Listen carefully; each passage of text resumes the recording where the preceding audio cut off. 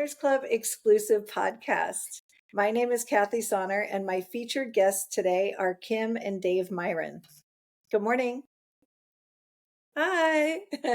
I'm going to take a quick pause and just ask for our viewers to go down and hit subscribe, give us a like, add some comments. We'd love to hear from you. So Kim and Dave, let's hear about you. Tell us about who you guys are as a couple and as individuals. Sure thing. We met very young. We've kind of been together forever. We're just a unit. Yeah, I think we first met when we were 17, started dating when we were 19. Church youth choir for the win. Church youth choir. I sang, he played bass. Exactly. Yeah. And then we've been together since we were 19. Met at 17, together at 19. Yeah, dated for 5 years. Married at 24. Married at 24. Then we have 4 beautiful babies. Yep. Our oldest is 19. She just finished her first year of lurking in the college. back. That's awesome. And our youngest is 12. We got girl, boy. And they're actually all coming with us. That's fantastic. Monterey. I've heard other people are bringing kids too, so they'll have a lot of fun. So now we've been together for this August will be 22 years. You can't say the number now that I know how old we are. Spoiler alert. Fine. Just put that together. Oh, I love it. What college does she go to? She goes to New College of Florida in Sarasota. Yeah, we're in Tampa. Yeah. Normally, we're on the road right now, but yeah, it's beautiful. She's right on the water. Gets to see sunsets on the bay. Gets to do some sailing. Nice. Yeah. Which I also enjoy. It's good. No surfing on the Gulf, really. Yeah, our coast doesn't have the big waves. Yeah, we're on the I Gulf. go the Atlantic side for that. Yeah, the Gulf is pretty smooth almost all the time. So how did you get to, tell me a little bit about your journey to Owners Club, your real estate journey, what brought you to Squad Up, what made you inspired to join Owners Club? Sure, go for it. So this is our second round of real estate investing. Our first round, once again, not to date us, but we did, it's a lot of just family knowledge and thrown into rentals are a great way to start. So the night before our wedding, we signed on our first small multifamily duplex. And so, all the new terms so we house hacked and we value add, and we had long-term rentals, all that. We didn't know. We were just trying to do what my parents said was a smart, investment, smart thing to do. And so we expanded on that. But at the same time, Dave was doing tech startups. We're from Seattle, so he was doing tech startups. I was designing. We were having all these babies. And then the market crashed and really compounded all of that. So we had to divide and focus. And so we focused on tech startups, which went well, and designing and babies. And then last year, since our youngest was 11 at the time, I was like, all right, I think that I'm ready to hop back into real estate. And so screened all of the big people, immediately was drawn to PACE. And so I joined Gator, loved all that. And so then he upgraded to Gator Elite. He came to Squad Up, because we're getting in the mix again together, came to Squad Up, and we were like, this is in alignment. This is where we're meant to be. Everything's coming back together for us. So we had worked on a tech startup starting in 2010. We sold it in 2018, and I was a key person, and so I had to stay on, kind of had golden handcuffs for a few years, and those handcuffs that have expired, but I've continued to be we're there. Not good W-2 people. We're yeah, entrepreneur, rebel, creative thinkers. Yeah. So I've been looking for an opportunity to get out, and had pitched something, but had gone nowhere. And then we were at Squad Up. And for a year and a half. Basically, we got hyped up and inspired by PACE and all the speakers, and then don't waste life. Don't waste it. Just get back. We got comfortable. We were doing well enough with everything. We got comfortable, and it's time to get uncomfortable again. Yeah. For this next fun phase. Yep. So I'm trying to figure out how to talk about this part. But so after Squat Up, kind of in the burn the boats way. Trying to figure out how to not say top secret things. Yeah. So we'll talk about what you're working on right now, just so for our viewers to know. There's going to be a lot of code, like read between the lines, you know. We'll do like a big reveal in 6 months when it's all in the past. Yeah. Not trying to be vague. And hopefully it won't even be that long. But basically good things. We made big decisions after Squat Up and things are just aligning. Just everything's awesome. Everything's awesome. The Lego movie. So Kim, can you tell us what you're working on? Right now? In real estate? Yeah. So in Gator, I was all excited to do private money lending. That's something that we had not done. I like to know kind of like all the aspects of something I'm getting into. And so I was like, great, this is a puzzle piece I did not know, you know, kind of fundamental to all the deals. So I was very excited to learn that. And we have rehabbed everything that we've ever owned, our rental properties, our houses, massive projects always. And so it was just so exciting to be like, yay, I can sit in the background and not do anything, you know, we don't have to do the project. Take my money, right? And then, right. Yeah, just do some numbers. You know, we love traveling. We homeschool the kids so we could travel. So we could do that, you know, I could do lending anywhere. And then at one of our local group meetups, we were tipped off to this teen investing mentorship. Our kids joined that, immediately wanted to start flipping houses. So there went my nice, tidy private money lending. We started flipping houses with the ugliest, you know, biggest project you can find. You know, there wasn't an ounce of the property that was not covered in garbage, boats, you know, knee deep, who knows what, holes in the roof, you know, windows missing. It was a mess. So we're mid flip right now. We're on a stop work order. So we're learning all the things. No, it's about to lift. That's okay. I got a stop work order on my flip too. So is that like secret you're not supposed to talk about? Or is that because no, I don't know. I think he's just trying to put out like good energy. It's going to lift any moment. Move forward. Yeah. But thankfully, we're not naive to really much in real estate. And so we planned out a lot of cushioning in time and budget. And so even with the delay, that's right. Even should still be great. Yeah. So that was a big pivot. But as a designer, I just love being creative. And so I was like, all right, let's redesign this flip. Yeah. So my whole thing in general is that I just want to just give back to the community.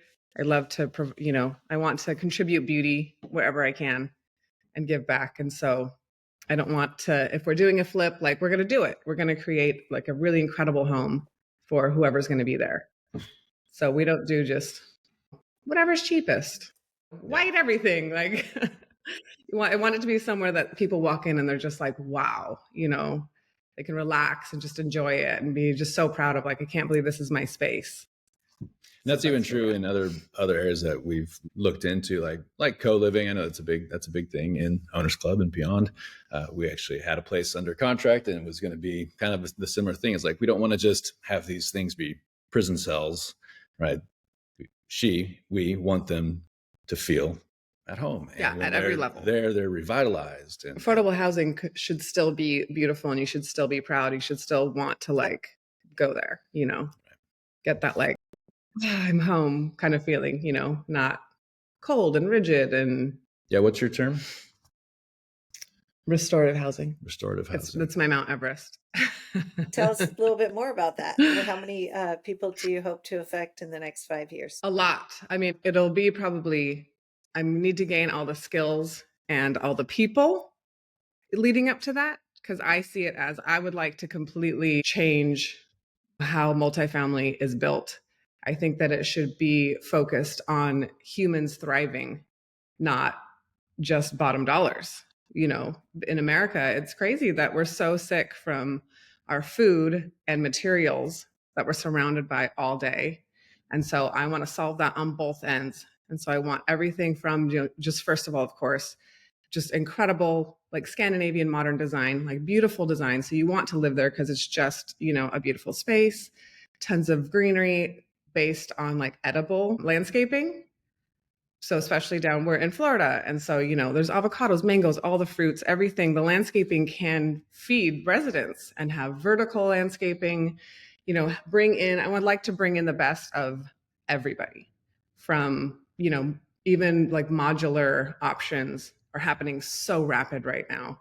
So I want to make sure that I'm finding like all the best non-toxic materials, cutting edge design, and then mixed with this edible layer so that trying to, lighten the load of finances and kind of take care of everything for people who live there, that you don't need to really be into biohacking or anything to do with alternative health.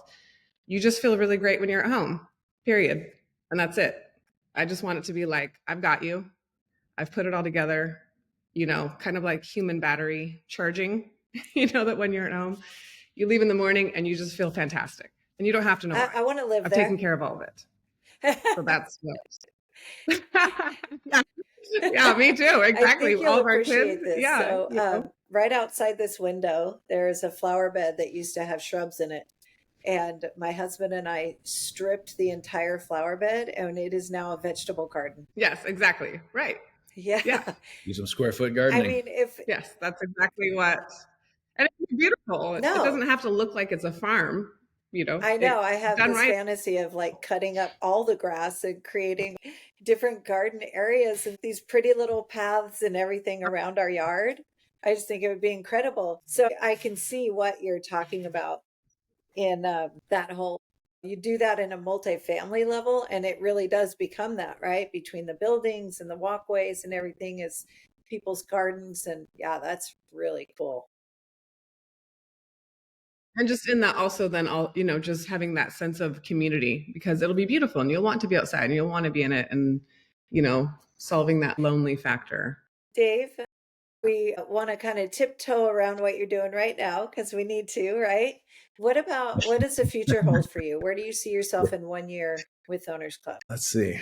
I mean, I'm probably more on the business ownership side, not necessarily just real estate. I've got a stealth project. It's kind of in the same industry where I am today, but I think one of the most amazing things in our life was the acquisition.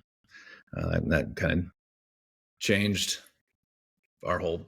Yeah, it was like a rare unicorn for a startup to actually get acquired. True. So we'd gone through a lot of startups until one was actually acquired, and that was super, super fun. That was super fun.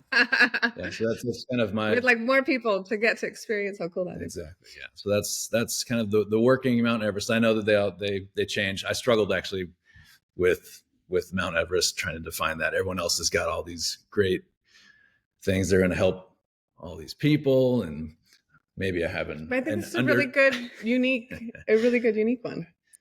Yeah. Maybe I have an underdeveloped compassion gene, but trying to work around that. No, that's not true. Yeah.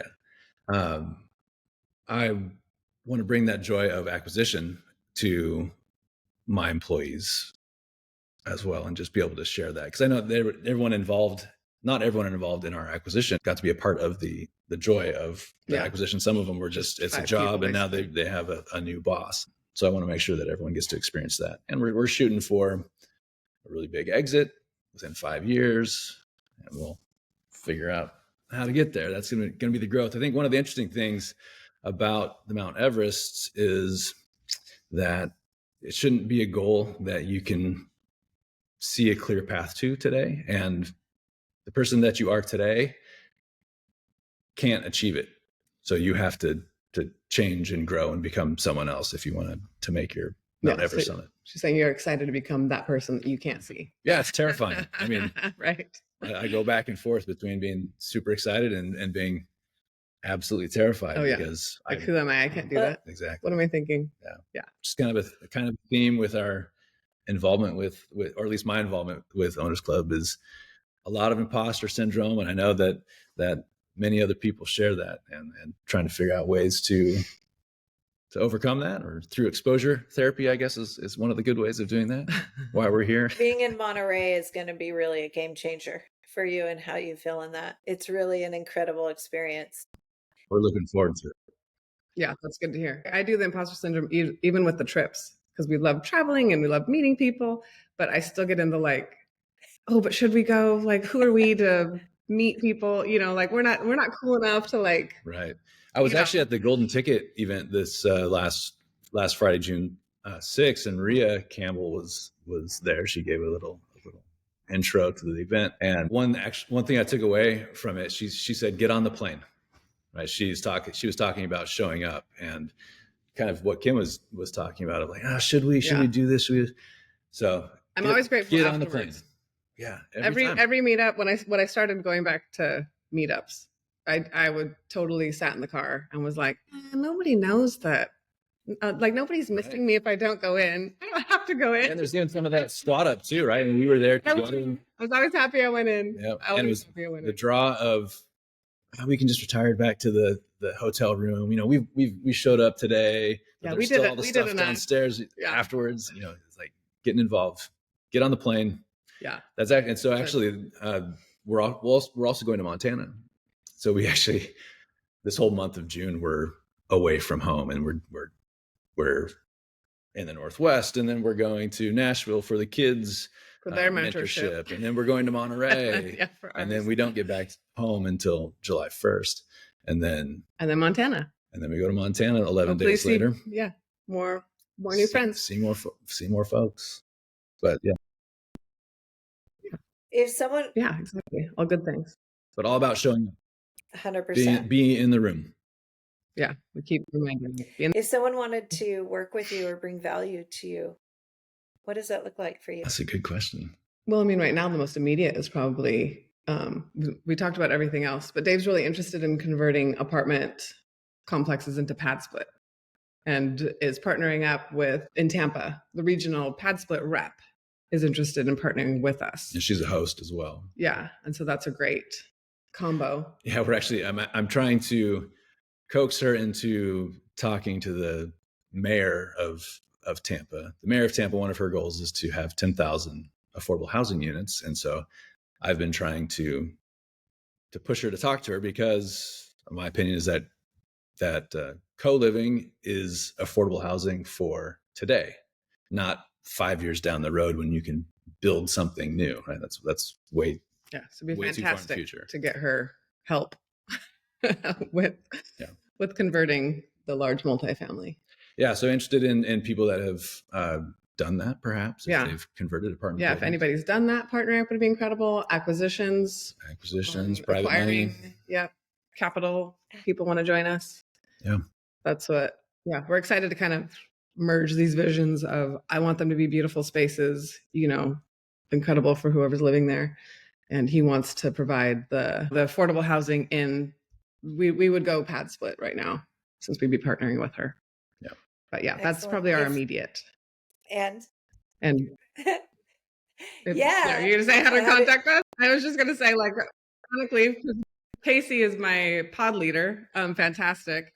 And he has such a great idea because he has a website with landing page with everything that he needs and all of his info. And I'm kind of laughed that like, here, like I've got tech right here. And we don't have that.